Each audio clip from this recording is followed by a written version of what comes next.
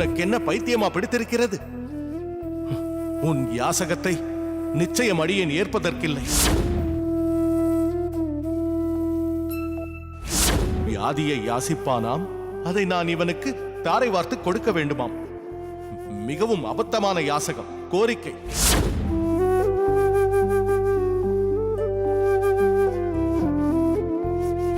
தனக்கு முடியவில்லை என்று தன் வேதனையை சிஷ்யனுக்கு கொடுப்பதென்பது எவ்வளவு பெரிய சுயநலம்!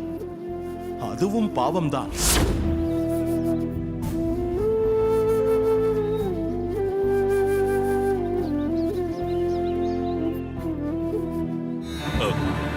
நம்பிகளே, திருக்கோஷ்டி நம்பிகளே.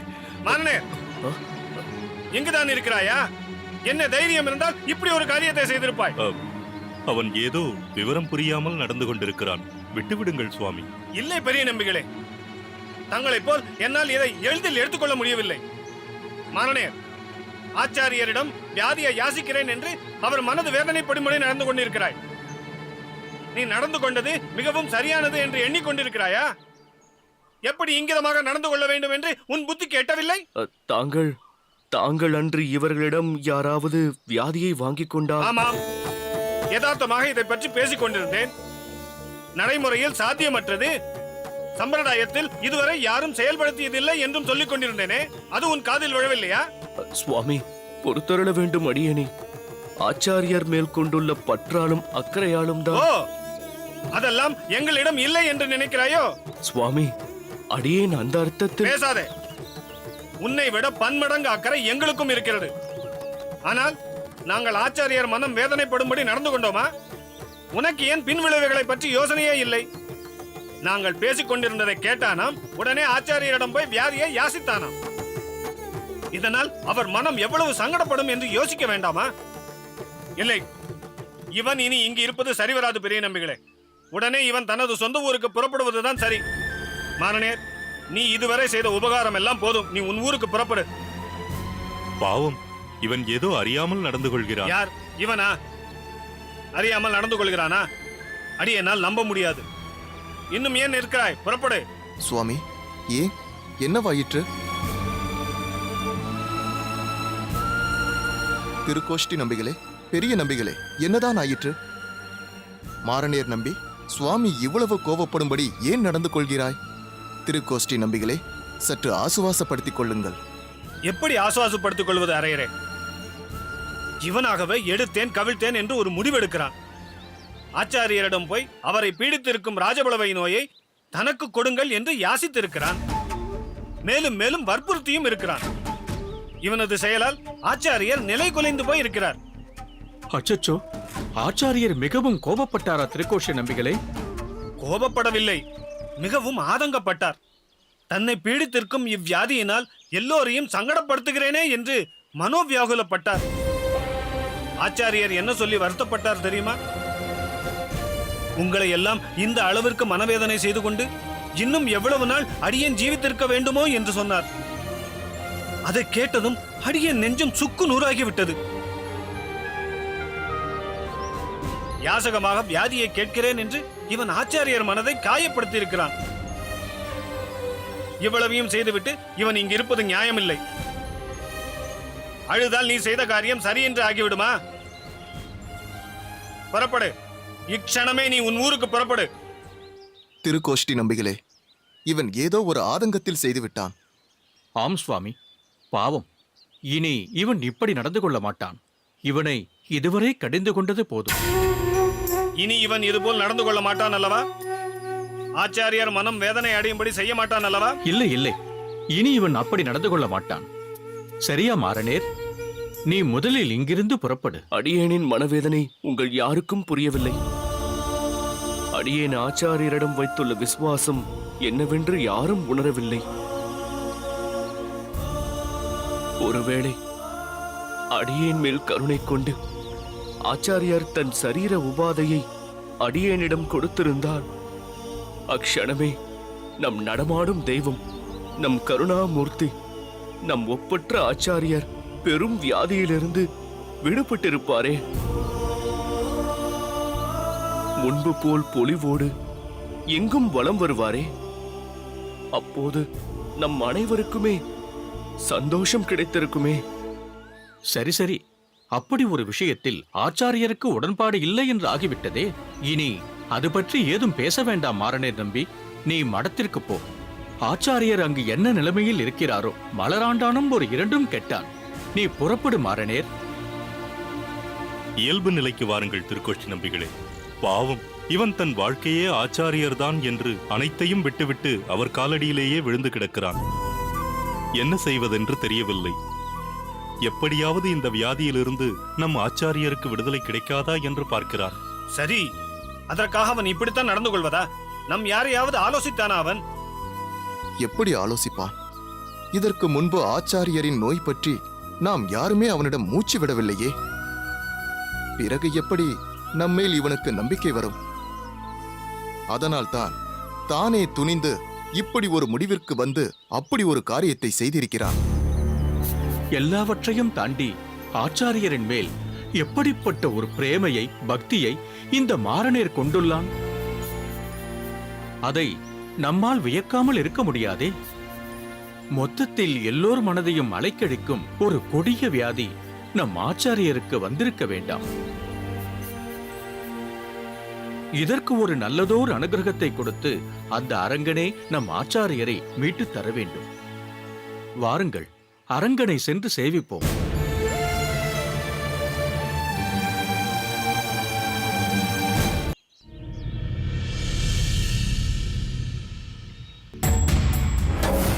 காசிக்கு போகப் போகிறோம் என்று சொல்லிக்கொண்டே இருந்தோம்.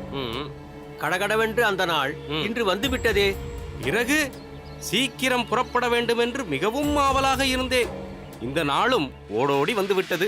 ஏனப்பா கைலாசம், காசியை மனதில் வைத்துக்கொண்டு ஏதோதோ திட்டம் போட்டிருக்கிறாய். அதுவும் நினைப்பதற்கே கலக்கமாக இருக்கும் திட்டம். ஆனால் நீ கொஞ்சம் கூட பதற்றமோ பயமோ இல்லாமல் காசிக்கு போவதை மிக ஆவலோடு பேசுகிறாயே. காசியில் உள்ள கங்கையில் ராமானுஜனை முடிப்பதற்கு முன்பாக உம்மை கங்கையில் அமுக்கி உம் கதையை முதலில் முடித்து விடுகிறேன். பிறகு பயமோ பதட்டமோ சுத்தமாக போய்விடும். என்னப்பா கைலாசம், இப்படியெல்லாம் சொல்கிறாய்? பிறகு சத்தம் போட்டு பேசி ஊருக்கே காட்டி கொடுத்து விடுவீர் போல இருக்கிறதே. கொஞ்சம் குரலை அமைக்கி பேசும் ஐயா. பயத்தில் ஏதாவது உளறி வைத்தீர், அவ்வளவுதான்.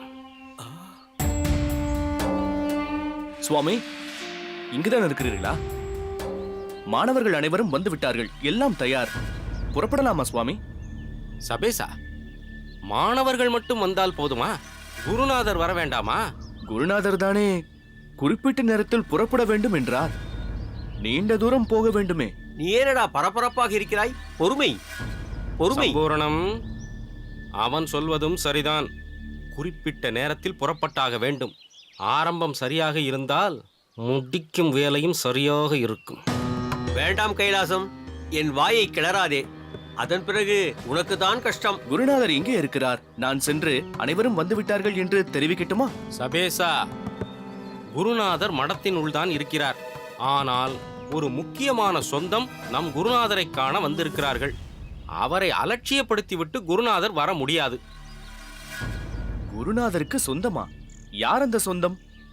யாதவ பிரகாச சுவாமிகளை பெற்ற தாய். என்னவோ காசிக்கு போவதென்றாலே எல்லோருக்கும் ஒருவித பயம் வந்து விடுகிறது. நெடுந்தூர பயணம் அல்லவா? அதுதான் கேள்விப்பட்டவுடன் அவரது தாய் மடத்திற்கே வந்து விட்டார்.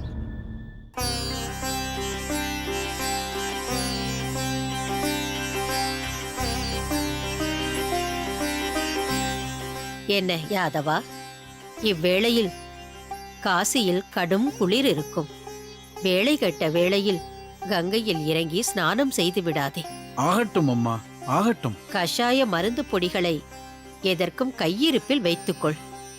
போதுமான அளவிற்கு வஸ்திரங்களை எடுத்து வைத்துக் கொண்டு விட்டாயா? வாய் வார்த்தையாக சொல்ல மாட்டாயோ? தலையை மட்டும் ஆட்டுகிறாயே. என்ன பேசுவதம்மா? இத்தோடு இக்கேள்விகளை குறைந்தது 4-5 முறையாவது கேட்டுவிட்டாய். நானும் பொறுமையாக பதில் சொல்லிவிட்டேன். ஏன் 6வது முறையாக சொன்னால் குறைந்து போய்விடுவாயோ? என்னம்மா இது? நான் என்ன சிறு குழந்தையா? பல மாணவர்களுக்கு பாடம் போதிக்கும் ஆசான், பலரையும் கேள்வி கேட்கும் நிலையில் இருப்பவன். அதையெல்லாம் கடந்து பூரண ஞானமுடைய ஒரு சந்நியாசி. தாங்கள் என் தாய் என்பதால் சொல்ல சொல்ல கேட்டுக்கொண்டிருக்கிறேன். இல்லை என்றால் இந்த யாதவ பிரகாசன். போதுமடா, நீ யாதவ பிரகாசன் தான், பெரிய ஆசான் தான், சந்நியாசிதான். உனக்கு கீழே 1000 பேர் இருக்கலாம். அவர்களுக்கு நீ உபதேசம் கொடுக்கலாம், தத்துவ விசாரமும் செய்யலாம். ஆனால் இருப்பினும் நீ எனக்கு மகன்தான். ஆம், உனக்கு எந்த தீங்கும் நேராமல் பார்த்து கொள்ள வேண்டியது என் கடமை அல்லவா? அதே போல் எனக்கும் கடமை இருக்கிறதே அம்மா. குறித்த நேரத்தில் புறப்பட வேண்டியது என்னுடைய கடமையல்லவா? இல்லையேல் ஆசான் சொன்ன நேரம் ஒன்று, புறப்படும் நேரம் ஒன்று என்று காலத்தின் மதிப்பை உணராமல் என் சிஷ்யர்களும் என்னையே பின்பற்றத் தொடங்கிவிடுவார்கள். அதனால் நான் உடனடியாக புறப்பட்டாக வேண்டும். அதை நீங்கள் புரிந்து கொள்ள வேண்டும் தாயே. நீ கூறியதை நான் நன்றாக புரிந்து கொண்டேன். நமஸ்காரம் குருநாதா. என்னடா? காலம் தப்பி போய் கொண்டிருக்கிறது, புறப்படலாமா என்று. பார்த்தீர்களா அம்மா, நான் சொல்லவில்லை? அனைவரும் என் வரவிற்காகத்தான் காத்திருக்கிறார்கள். சரி, எல்லாம் ஆயத்தமாக இருக்கிறதா? ஆயத்தமாக இருக்கிறது சுவாமி. என்ன சம்பூர்ணம்? ஓலைச்சுவடிகள் அனைத்தையும், முக்கியமாக என்னால் வேத சூத்திரங்களுக்கு எழுதப்பட்ட விளக்கங்கள் அடங்கிய ஓலைச்சுவடிகளை பத்திரமாக எடுத்து வைத்துக் கொண்டீர்கள் அல்லவா? ஓ, அப்போதே எடுத்து வைத்து விட்டேன் சுவாமி. புறப்பட வேண்டியதுதான் சுவாமி. எல்லோரும் வந்தாகிவிட்டதல்லவா? முக்கியமாக ராமானுஜன் மற்றும் கோவிந்தன் வந்துவிட்டார்களா? குருநாதா, அவர்கள் இன்னும் வரவில்லை. என்ன, வரவில்லையா? அவர்கள் வராமல் எப்படி கிளம்ப முடியும்? ஏனடா கைலாசம், என்னவாயிற்று ராமானுஜனுக்கு? அதானே சபேசா, நீ இதை பற்றி சொல்லவே இல்லையே. அவர்கள் இன்னும் வரவில்லை என்று. எதற்கு சொல்ல வேண்டும்? அவர்களுக்கு ஒரு அக்கறை வேண்டாம்? காசிக்கு போக போகிறோம் என்று தெரியும். காலாகாலத்திற்கு வர வேண்டும் என்று அவர்களுக்கு தெரியாதா என்ன? வரவில்லை என்றால் விடுங்கள், நாம் புறப்படலாம். எப்படி விட முடியும்? ராமானுஜன் வரவேண்டியது மிக மிக அவசியம். என்ன குருநாதா, தாங்கள் அந்த ராமானுஜனுக்கு மீண்டும் முக்கியத்துவம் கொடுக்க ஆரம்பித்து விட்டீர்களா? என்ன, கொடுத்துதானடா ஆக வேண்டும். அங்கு நடக்கவிருப்பது சதஸ். அதுவும் எங்கே நடக்கிறது? காசியில். என்னதான் ஆசானுக்கு பிரதானியம் கொடுத்து நடந்தாலும் முக்கிய சிஷ்யர்கள் என்ற வகையில் ராமானுஜனும் சரி, கோவிந்தனும் சரி, அவர்கள் அங்கே இருந்தாக வேண்டும். சற்று பொறுமையாக இரு. அவர்கள் இருவரும் வந்துவிடட்டும். ராமானுஜன் வந்தால்தான் யாத்திரையின் நோக்கமே பூர்த்தியாகும். வந்தனம் சுவாமி.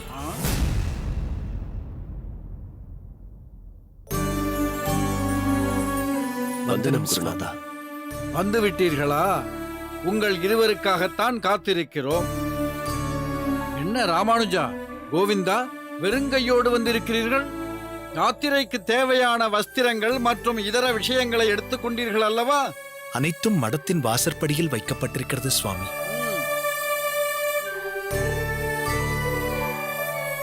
யாதவா, இந்த குழந்தைதான் ராமானுஜனா? ஆமம்மா, இவன்தான் ராமானுஜன். சுவாமி, தாயார் யார்? நீதான் சொல்லிவிட்டாயே, என்னுடைய தாயார்தான் இவர். அடியேன் ராமானுஜன். அடியேன் இவரின் தம்பி கோவிந்தன். தாயே, எங்கள் இருவருக்கும் தங்கள் திருவாயால் ஆசிகள் நல்க வேண்டும். சேவித்துக் கொள்கிறோம். கோவிந்தா,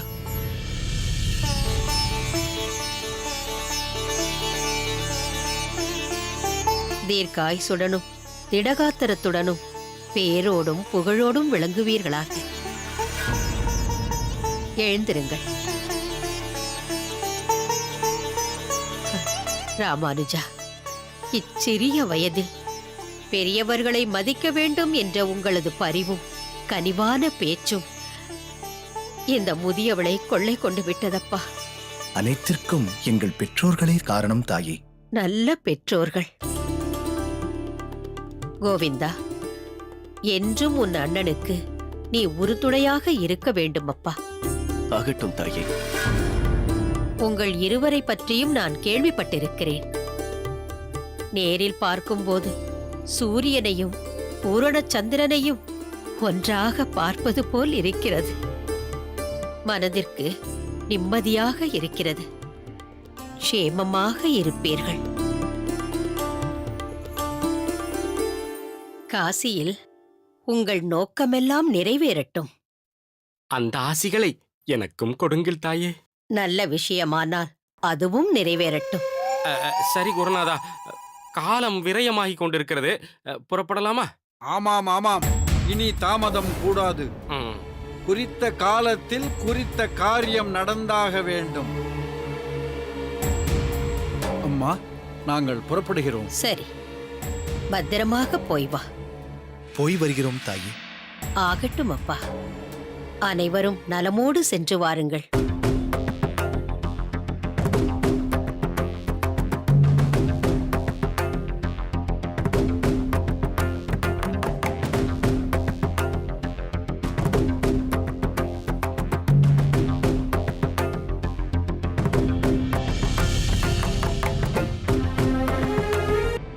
ராமானுஜன் காசிக்கு செல்வதை தவிர்க்கும்படி சொன்னேன். பிறகு மற்றவர்கள் எடுத்து சொன்னதும் புரிந்து கொண்டு விட்டேன். நேற்று முழுவதும் அழுது தீர்த்து விட்டாய். போதும். வாந்தி எடுத்து விட்டு வந்து விட்டால் துரோகி துரோகி.